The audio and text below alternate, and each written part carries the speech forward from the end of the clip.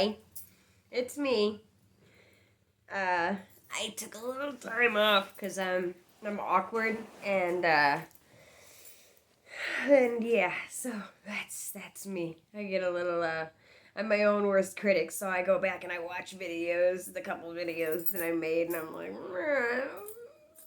what were you thinking? And you know that little that voice that gets into your head that convinces you that you probably won't make a difference. You maybe should just look into something else and whatever. Obviously, I hope that this channel brings light and joy and to somebody. But I figured, you know what? If nobody watches it, I can always kind of look back on it. I think it's pretty neat. Like I think I mentioned before that when I was in treatment, I would journal every single day. I recommend that to anybody that is just starting their path to recovery. I I know you're gonna feel like shit, right? The last thing you're gonna want to do is pick up a paper and a pen. But if you can muster up the just a little bit of strength and write down what you're feeling, be raw. The sentences don't have to be perfect, right? Your brain is scrambled. You're not feeling well. I get it, but I will say that is a tool that has helped me play that tape through. Um, because our brains have a phenomenal way of covering up pain, covering up trauma, covering up things like, that have hurt us. And the thing that's scary about that is okay, so for instance, my first treatment center, I went in and I said to them, I don't want anything. I don't want Suboxone. I don't want any medications that you're going to give me in detox to help me feel better, because I want to feel every single ounce of this pain so that it will not be easy for me to ever go back. And that's knowing that I had a child at that time, 2 children actually, when I was in my first treatment center. And it's like, giving birth was super painful. It was like, right, yeah. And so, had my brain not done its job of covering that up, and of course, a baby's worth all the pain in the world, and honestly, recovery is too, if you want to put it that way. But let's just talk about the pain alone and how traumatic childbirth can be for a lot of women. Um, you know, me taking that approach in my first treatment center and saying, I don't want maintenance medication. I don't want anything. I want to suffer. I felt like I needed to suffer for what I had done to myself. I said, I want to feel every single bit of it because I deserve it. That was my thinking. And, naturally, eventually you do feel better. And so, and like I said, our brain does this miraculous thing of, even though it was horrible on so many levels, I had that journal to kind of go back to. When you hear that term, play that tape through. If you're thinking about relapsing and you're entertaining the idea of it, you hear that. I'm sure you've heard it in the rooms, maybe from your sponsor, a therapist, whoever. Play that tape through before you go ahead and pick up that phone to make the wrong call. Pick up that phone and call your friends in recovery. Pick up that phone, call your sponsor. I know one thing that helped was music. Putting on music that I'm a musical person. I'm a singer. I have always been. My house it's very rare that I don't have music of some sort on, and my kids are, they're all about it. And so so that's been super, super helpful. But that journal, going back and reading that will that has been the one thing that has been the pivotal in keeping me focused and on track, because I go back and I read some of those and I understand and I relate to that girl who was lost, hopeless, helpless, didn't really feel like I had any value at all, you know, um, and figured, this world would most definitely be a better place without me. It's not that I was a horrible human being. I was an addict. And unfortunately, when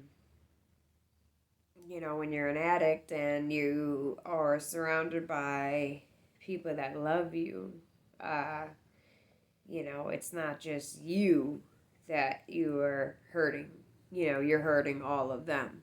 So, um, you have to realize that too. But yeah, definitely going back and reading those journals. You guys do it. Do it. Especially in early on recovery. I still do it. I still write down in a journal. But especially in early recovery, I think it's so important. And even through detox, like, write down everything and go back and read that. It's important. Um, Speaking of things that we read, I don't know how many of you guys are in some recovery groups on like Facebook or whatever your, you know, social media thing is, or if it's, looking up certain people on YouTube. I know I watched Brandon Novak's um, video on YouTube. Amazing guy. Loved his story, and he is definitely doing what God put him on earth to do. That man, by sharing his story, and he's doing a great job of it. And he's one person I would love to meet and just give him like the biggest hug. Because he's touched me and inspired me in more ways than he probably realizes. Um, Other good pages to follow: Shonda Lynn, um, and Richie Weber. They're great people. If you need any help and you're struggling and you're thinking about getting into treatment, they're definitely good people to follow because they genuinely care. They genuinely care, and they themselves are recovering addicts, and they put it all out there. They don't sit there and beat around the bush, and they're real, and I appreciate that.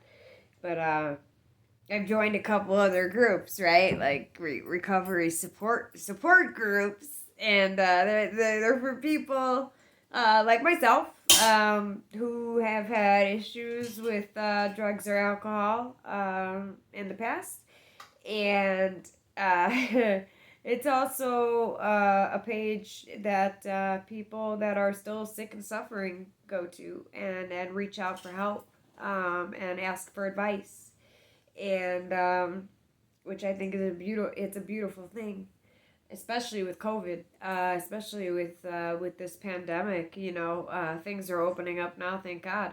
But a lot of us addicts were completely isolated, and now I don't know about you guys, but that brought me back to a pretty dark place where when I was in active addiction, I isolated myself from the world because I knew damn well that I didn't want to go out and show my face in front of a bunch of people that knew exactly what was going on with me. I was a shell of a person I once was. You know, I was almost unrecognizable, and I wasn't the Katie that they loved and knew for so long. You know, so I decided to isolate myself, and with COVID.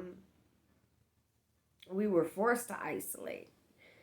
Um, I was very lucky that, I still have my therapist, I still have my doctor, I still have my meetings, whether they were on Zoom or um, I had my group meetings on Saturday from 10 to 1 o'clock, which is incredible. It used to be where we would all obviously meet up in person. But right now we do it over online, and I was I was pretty fortunate to still have those numbers, access to help if I was struggling, because when you're stuck in the house, boredom can be one of the worst things ever for an addict. So like I said, I had to find some new hobbies, gardening, definitely checking in with my friends, my loved ones that we feel so connected through social media and whatever, and really it's this false sense of, oh, I keep in touch with my friends because I just saw her daughter's picture the other day online. She's super cute. Like, no. Like, yeah, but when's the last time you've seen your friend's daughter, like, face to face and spent time with her, So it kind of gives us this false narrative that we're keeping in touch with those that we care about, and it's, to some extent it's true, and there's great things about it, but there's nothing like picking up the phone and actually having a genuine conversation with the people that you love most. So I've been doing a lot of that. I do not want winter to come, so thank God for this beautiful weekend. It was great. I got to get out and clean my garage and all that good stuff, and just waiting for Chicago to come beat us over the head with fall and winter. But going back to the page is where you're supposed to receive support and all that good stuff. And what I noticed on a lot of these pages,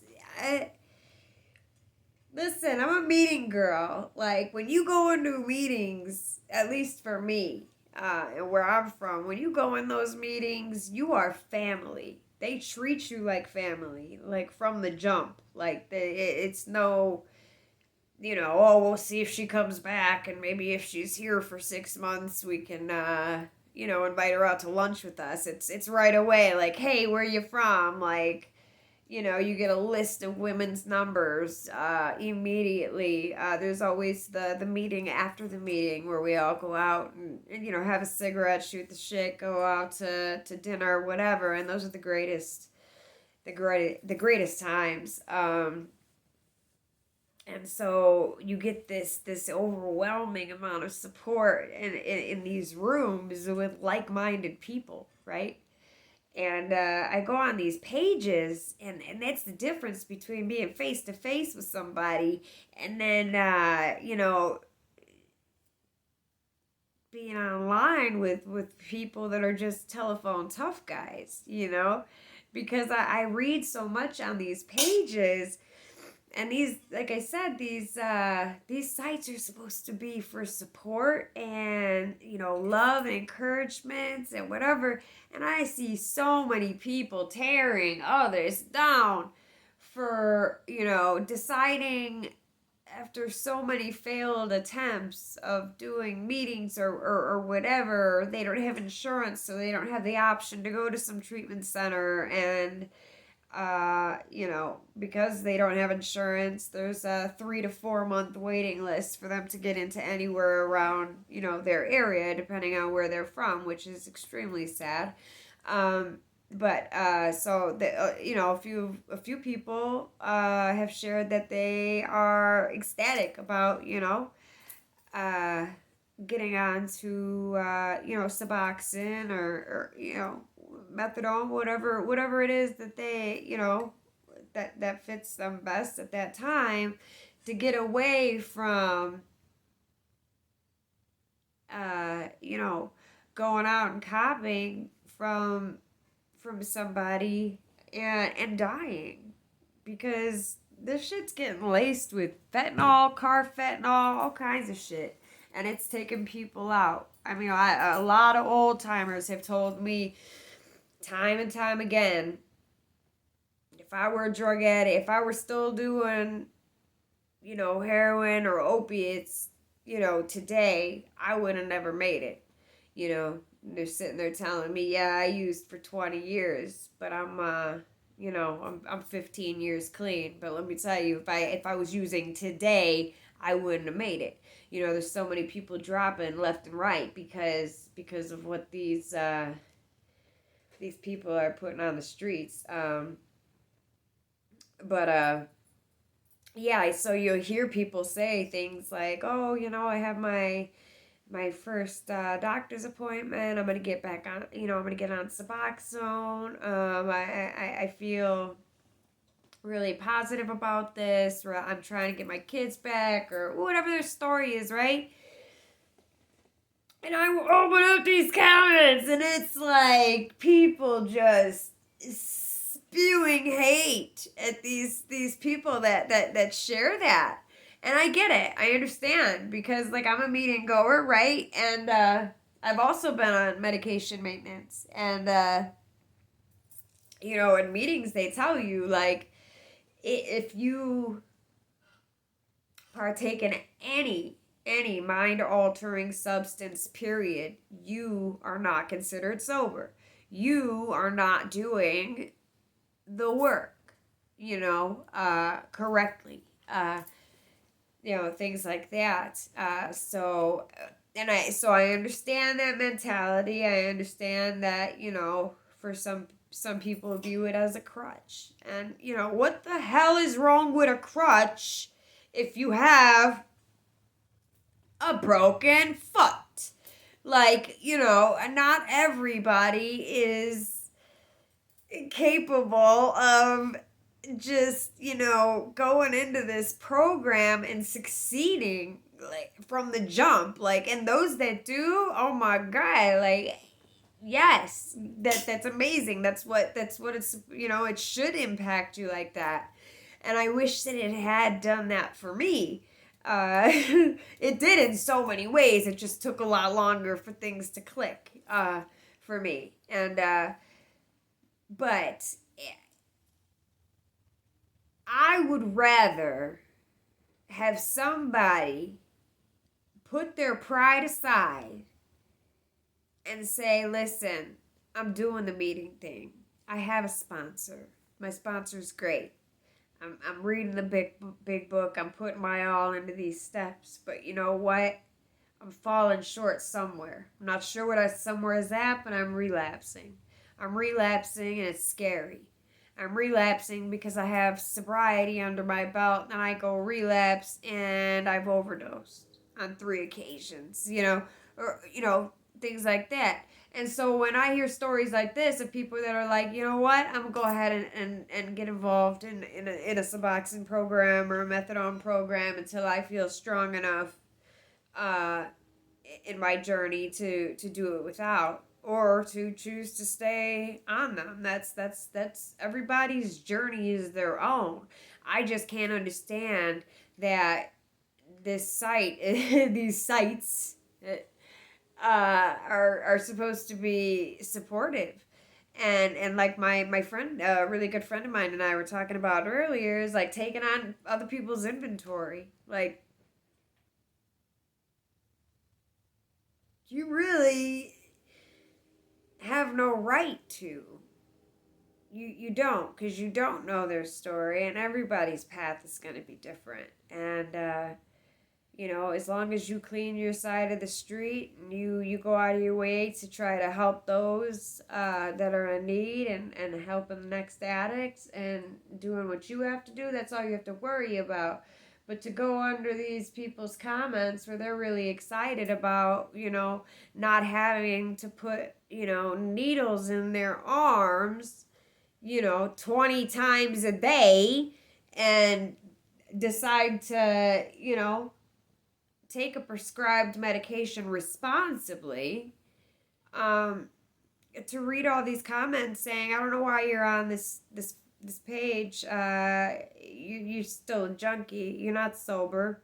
Suboxone's the worst thing ever. Everybody has their own view, right? But I will tell you from my own personal experience, I have been on Suboxone. I have kicked Suboxone. I have been on methadone. I have kicked methadone. And I've been on both where I was using them both irresponsibly. I was basically using them to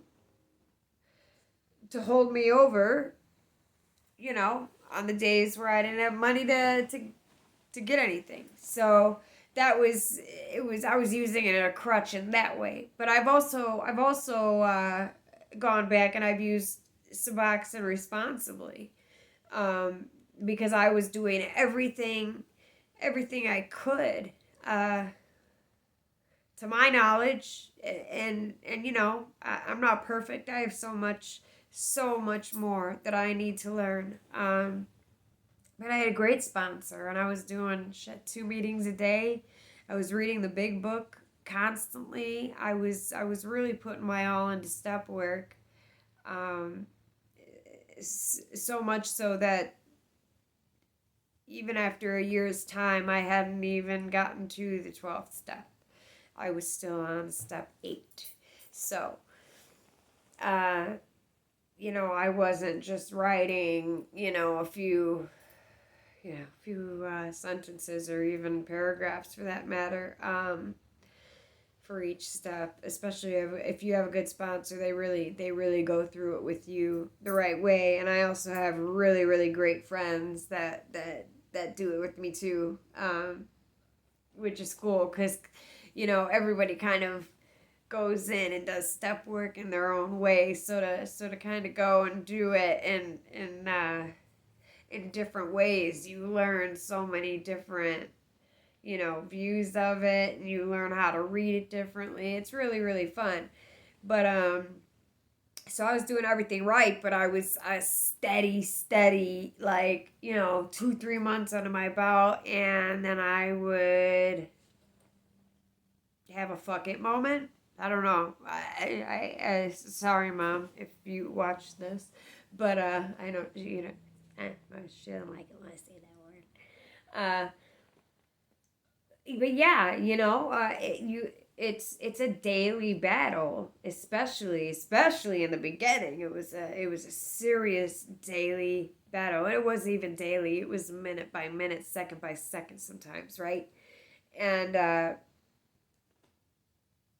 I was doing everything right. And yet every 3 months, 2 months, I would gain some clean time, and then I would end up relapsing, which is extremely dangerous, because my tolerance had obviously gone down, and I would relapse. Not for long, typically. It would be in my head. I'm not gonna overdo it. I just wanna, get this out of my way, and I could just do it for one day. Nobody will know, and then I'll continue staying on my path. And as we all know, that's the lies that our addiction feeds us, and we believe, and we act on it. And fucking, does it ever really last for one day? Maybe a couple times. Because I know certainly that's happened to me, where a couple times I was like, oh, just this one time, and I didn't go overboard, and I got away with it. And so that gives you, that's where the little ego and the cockiness and being complacent and, not doing your work, whatever, it comes in, really, because if you have time under your belt that you're super, super proud of, and you go ahead and you give in to that fuck it moment, right? You feel a tremendous amount of guilt and shame and, am I ever going to get this right? Am I ever going to be like, Mary and, in the meetings that proudly stood up today and says she has 22 years, and, I would beat myself up. I would beat myself to a point of submission where I was just unwilling to fight, to be strong enough to fight the next day, to say, you know what, yeah, I messed up yesterday, but I'm not going to let that dictate how I move forward. I would beat myself into a point where I figured, I'm not worth it. And I would convince myself of all these negative things, and I would go ahead and, a one day innocent thing that I had gotten away with, a couple times, all of a sudden turned into a, 3-4 day bender, and people were really worried about me. I was worried about myself. And, I was so convinced that being on medication maintenance just meant like you were failing. You were failing in some way. You were not doing the work. You're taking the lazy man's out. It's a cop out. It's a crutch. And it was my husband who came to me and told me, there's nothing wrong with admitting that you need a little extra help right now. There's nothing wrong with it. Like, if anything, it takes a lot of fucking courage. It takes a lot of courage to stand up and say, you know what? I know I can do this on my own, but for whatever reason right now, I'm doing it, but I have those days, that they come, they creep up, and I'm not strong enough at this point to to maintain sobriety for an extended length of time. I would do it, like I said, for a couple months, and then, I'd have a day or two where I would relapse, and then I would get back on the wagon. And he was just like, hey, I think you should go talk to a doctor. Like, but do it for real. Like, see what he has to offer.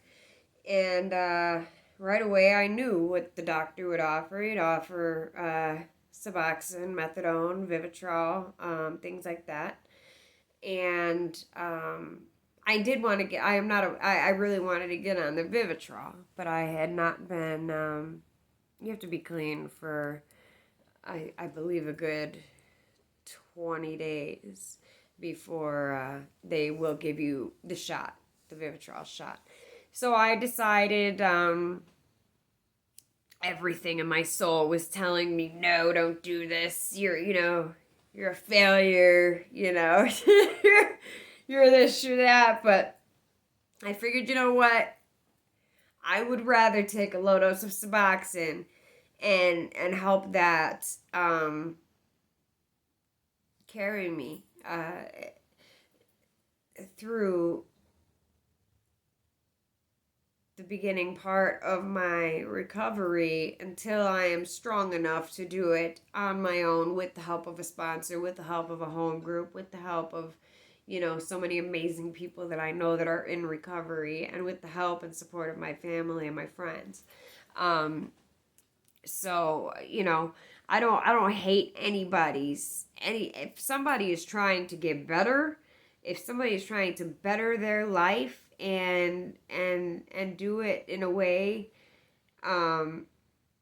where they decide to go that route, don't make them feel bad about it. Don't. You wanna know why? Because it's those people just like me that felt real fucking bad about it. Felt real bad about it. Felt like I was taking the easy way out. I wasn't strong enough. I was a pussy, right? I wasn't truly sober, right? So I even felt bad even going to meetings for a really long time because I was like, yeah, I kind of feel like a liar sitting in these seats. But then I was like, you know what?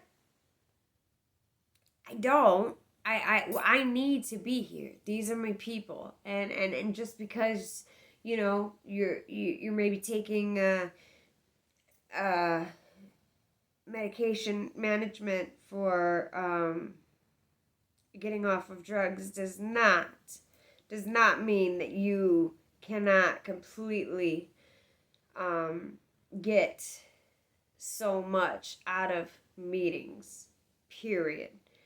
Um, but yeah, I'm really glad that my husband convinced me to do that. And I completely agree with him. It's too many people are dying because they are simply too proud um, to admit that they need extra help for a while. Um, it's hard. It's hard to do that, and so like I said, I'm grateful. I'm definitely grateful to my husband for letting me know, like, you're not a weaker person. You're not a horrible person. It doesn't you don't have to stay on it for the rest of your life, but let it help you get over the hump, right? And get you to a place where you're strong enough to do it on your own. And I did, and I'm so grateful for that. Um, these support groups, it's the stigma of addiction, as if it's not bad enough. People seem to add politics or something into it, like you just can't bring up certain subjects, or else it's like being in a mommy group and bringing up the fact that, like, you question if you should vaccinate your children. All of a sudden you get vultures that just kind of fly in on you and like attack you, like you're the worst mother on earth. How dare you question that?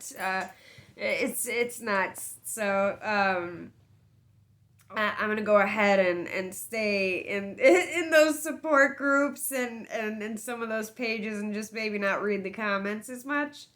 Um, some of them are beautiful, and there are a lot of great people out there, and then some are just ready to rip the next addict to shreds, and that is not what we are supposed to do as addicts. We are supposed to help our fellow addicts, even the ones that are sick and suffering.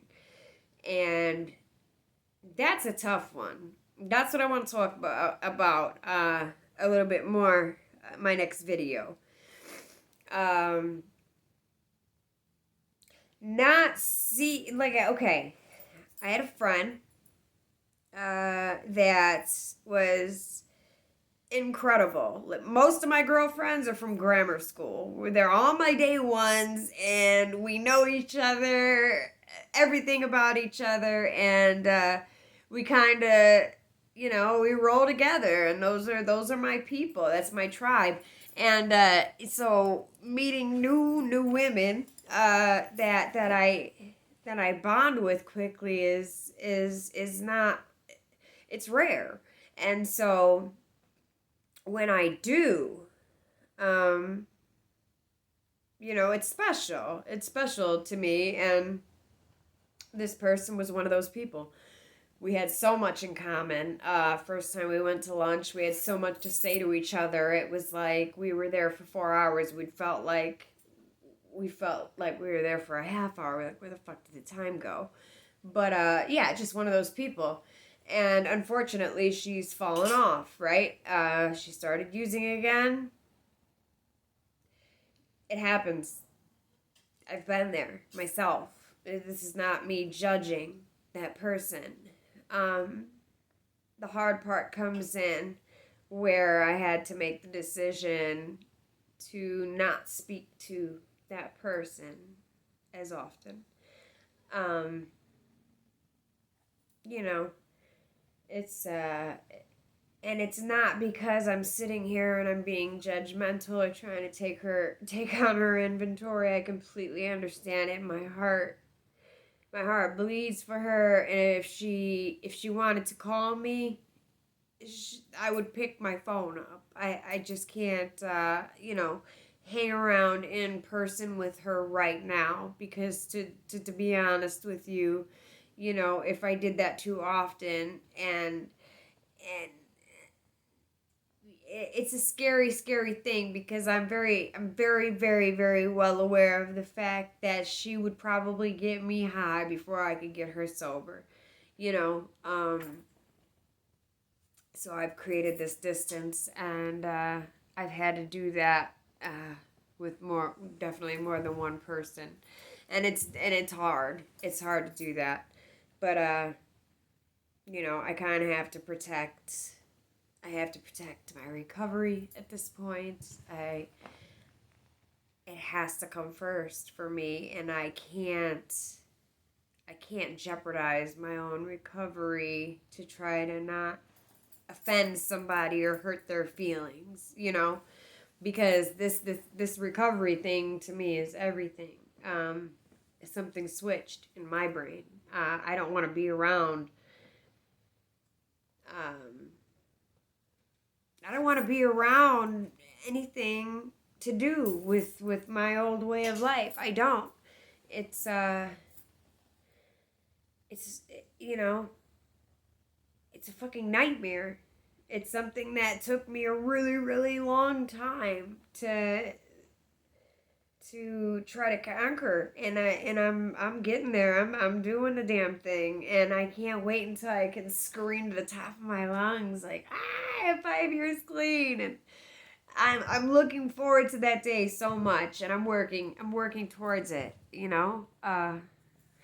every second of every day. And not every day is easy. It's not every day is gonna be easy for anybody, and that's just something that I had to learn. Like, I need to learn how to accept life on life's terms. Seems like a simple enough phrase, but it's very difficult for addicts. But I would not give this. I used to run from feeling. I didn't like feeling my feelings. I didn't like feeling vulnerable. I didn't like expressing my vulnerability or things that I needed help with, or ways that I fell short, because it made me feel like a bigger piece of shit. Here I have this problem already, and adding anything else to that plate just was not not ever a good feeling. But I'm very, very happy that I've come to the point that I can say I love myself. I'm getting there. I'm getting stronger every single day, and I can honestly say, feeling, I won't trade this for anything. It reminds me that I'm alive. It's a great thing. Why I ran from it for so long, I'm not sure. I'm not sure. I don't even know if I was running from it. I don't know if that was my intention at first. But I think you become so numb and so used to not having to feel that, when you do have this, sober up and get this, very intense, overwhelming, flood of emotions and feelings, you're like, oh, what am I gonna do with that? I don't know. And so I'm not afraid of it anymore. Like, I know feelings are temporary. That's awesome. Like, how did I not figure? I'm a smart girl. How did I not figure that out before? Like, if I'm having a craving, I chill out for 5 minutes and I put on a good song, right? Or I sit on my hands, or I make a fucking phone call to somebody that's gonna set me straight and not co-sign my bullshit. That feeling will pass, and that's a great lesson that I learned. But like I was saying,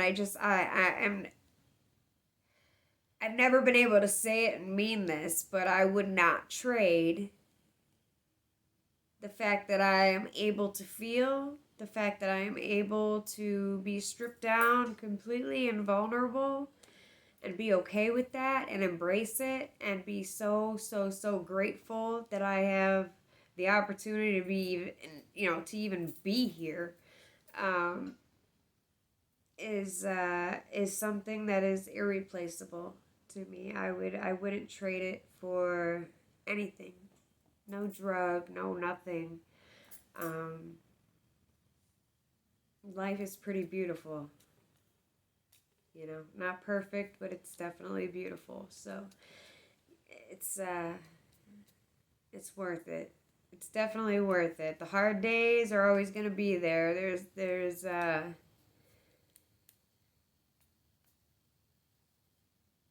But you can manage it so much easier if you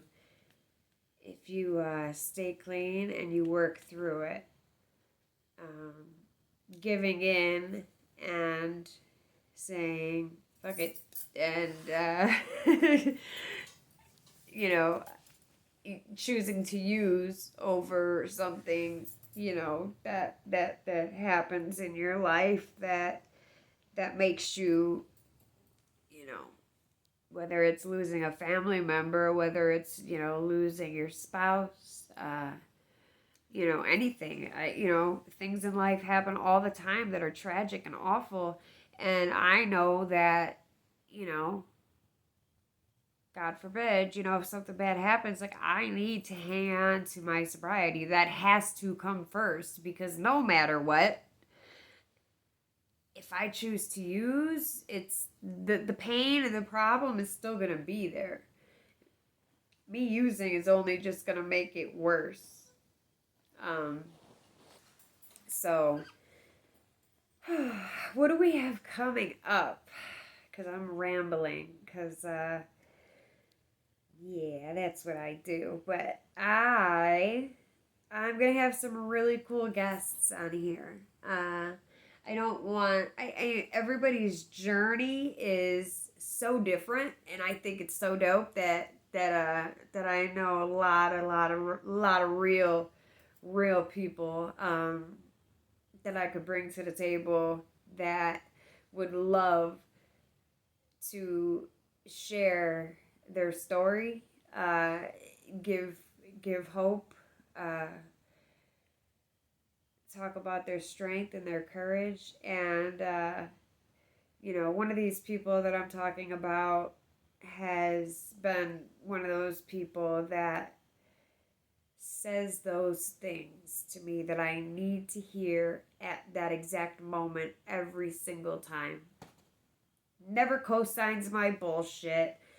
Probably the only person out there that can check me real quick, and I'm like, damn, you're right, and I don't argue back as much as I want. As much as I want to. And I'm sure you know who you are if you're watching this. But also, I'm going to interview my sister, who is not an addict. She has me. And we've always been best friends, very close. And I wanted to get her perspective on, what she went through while I was struggling and hadn't found recovery yet. My husband's another person that agreed to do an interview, a little questionnaire, a little sit down and pick his brain, and so I'm looking forward to that. It's been a beautiful weekend. I have tomorrow off, or Adrian, my little guy, has tomorrow off for school, so we're gonna head down to my sister's house, and they get to hang out with their cousins, which is gonna be awesome. And yeah, I'm also gonna go see some horsies and hang out with my aunt and uncle and my greatest godmother in the world. So I'm looking forward to that, and I hope you guys have a beautiful weekend. I will be posting more. Stay tuned.